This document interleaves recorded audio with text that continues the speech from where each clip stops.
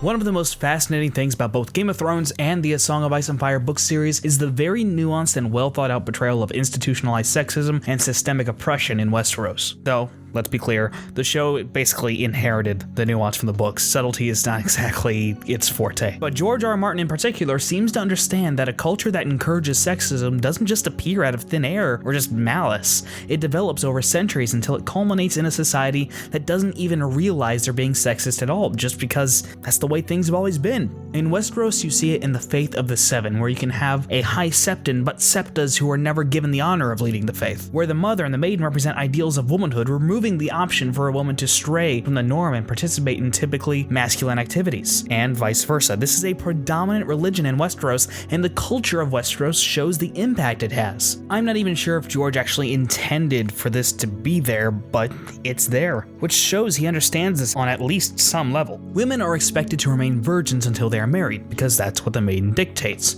And that's what the maiden dictates because marriages are how alliances are made in the society. And in order for two opposing factions to trust one another, there needs to be a way to verify that a woman has not been, claimed by another man. And the reason women are put in this position and not given the same amount of scrutiny for virginity as men is because that's the role they're given when men are off doing the war and other stuff that they're more physically predisposed to doing. So it's a snowball effect that just keeps going and going and going. That's what happens in real life, and that's what happens in Westeros. And this double standard of scrutiny is why you see people looking the other way when men like Robert Baratheon who are around, but when Cersei has relations with one guy, according to anything anyone publicly knows, she is publicly humiliated with a septa yelling shame into her ear the entire time. And the series shows that, like in real life, this isn't only a problem for women. Men are expected to fight in battles and be great warriors, and anyone who can't do that is seen as less of a man. This affects people like Sam, whose father disowned him because he wasn't physically capable of living up to these standards. Because Sam doesn't fit into the mold of the male ideal for Westeros, he's cast out. Devoting himself to knowledge is also out of the question, as a man spending his time learning is seen as not a man at all. You must fight or you are an embarrassment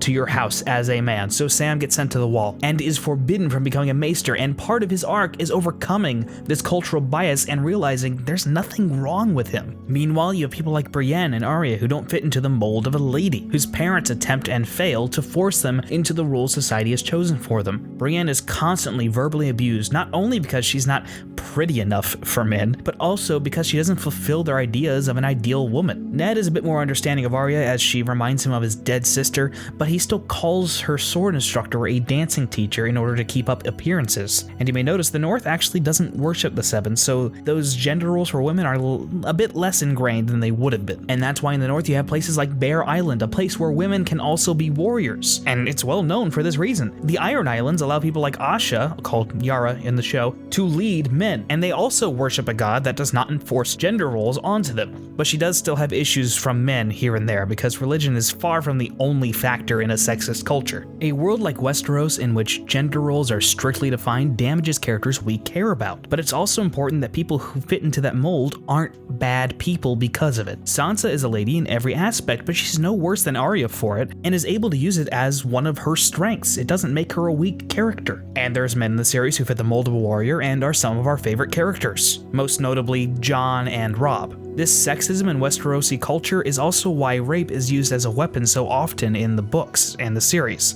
because a woman losing her virginity is disastrous for her in this culture. If a woman isn't a virgin, it's difficult to marry her off, and in a world where a woman's main function and societal worth is to be married, this removes all the worth from her life from a cultural standpoint. You can only imagine that's horrifying, to lose every bit of value you have as a person according to the world around you. As we all know, both the books and the TV show have not been shy in presenting rape and these sexist problems in Westerosi society, and I understand why people don't want to see it because it's upsetting, it hits a little close to home, and in the TV show, it's been mishandled multiple times. And I realize that some people don't think the show needs this. They think it's just a fantasy series, so you shouldn't have serious issues like this, but Game of Thrones has never been just a fun fantasy series. series, if that's all it was, people wouldn't care, because there's tons of different fantasy stories you can go out there and read that are just fun fantasy, and they don't deal with any heavy issues at all. That's not what Game of Thrones or A Song of Ice and Fire is, though. Fiction's a great medium that can address social issues in a way that allows people to look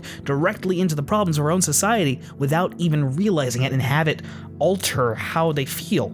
And by allowing audiences to relate to characters like Sansa and then upsetting that audience when something like this happens to her, it allows them to rethink their position on abusive relationships. Some of those people might be changed from watching it because now they connect with the character and they can finally see from their viewpoint and put themselves in their shoes and understand. It obviously doesn't do this for everyone, we've seen that, but I assure you it does for some. And that's how you change a society for the better, one mind at a time. Fiction has the power to do that.